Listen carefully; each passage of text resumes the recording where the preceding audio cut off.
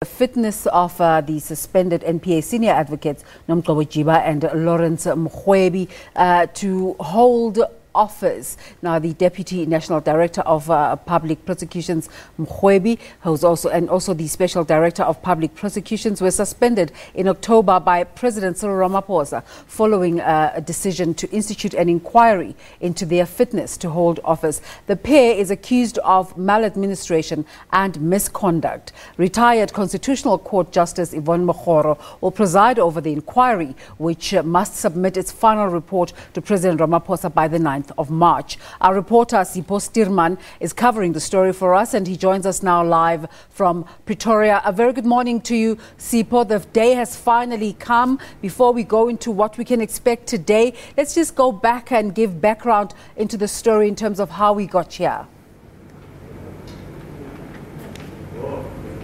Well, a very good morning to you and our viewers at home. Indeed, it's the day one of the Mokgoro inquiry into fitness to hold the office of Advocate Jiba and Advocate Mwebi. As you mentioned there, they are accused of maladministration and misconduct, particularly in handling high-profile cases, including that of Richard Mdluli. But of course we know particularly Jiba, the NPA deputy head there, has had a number of controversies around it, from facing of course perjury and fraud charges from within the NPA. Those charges were then were then later dropped by the former NPA head, that is Shaun Abrahams. But then now the court reversed that decision, and the NPA is looking at possibly reinstating those charges, but also both Mwebi and Jiba are also fighting another battle, that is to remain as advocates, or rather to remain in the role of advocates.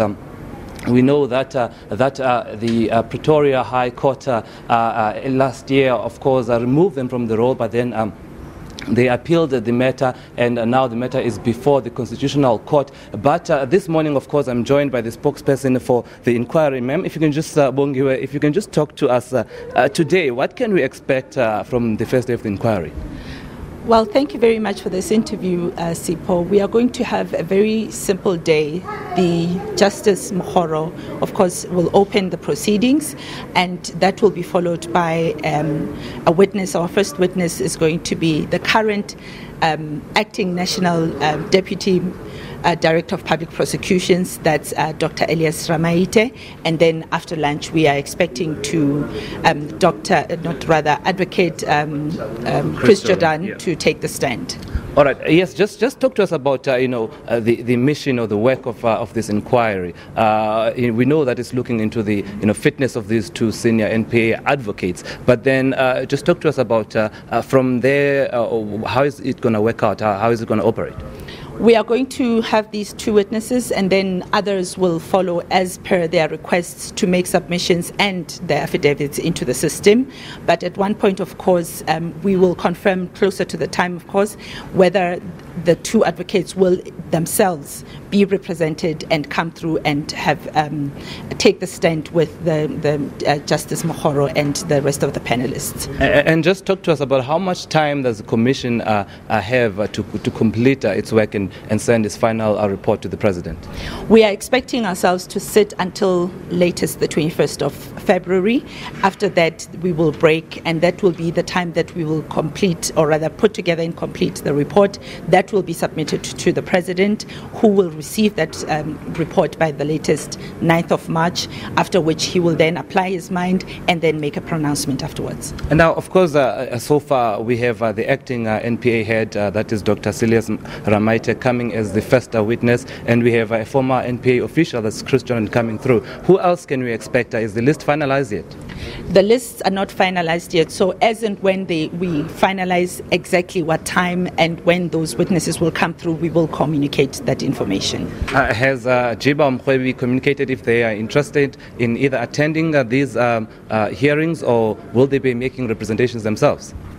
It is very early for us to even speculate on whether they will be coming in to observe, but we do know that they are fully represented, of course, through their legal representatives, and that as and when they do feel the need and being compelled to do so, they will come through themselves. All right, that is Bongwe Kambo, the spokesperson of the Mokgoro inquiry. Now, it's quite interesting that as you were speaking to my colleague Mzwai, who is at the state capture inquiry, these two Sunday reports are suggesting that they will also be implicated there in the Bosasa that is Bosasa inquiry that's taking place, the state capture inquiry rather. They will be implicated in the Bosasa testimony that is currently taking place there via Agrizi. So weekend newspaper saying that the two advocates received monies from Bosasa, to try to cover up a possible prosecution of Bosasa.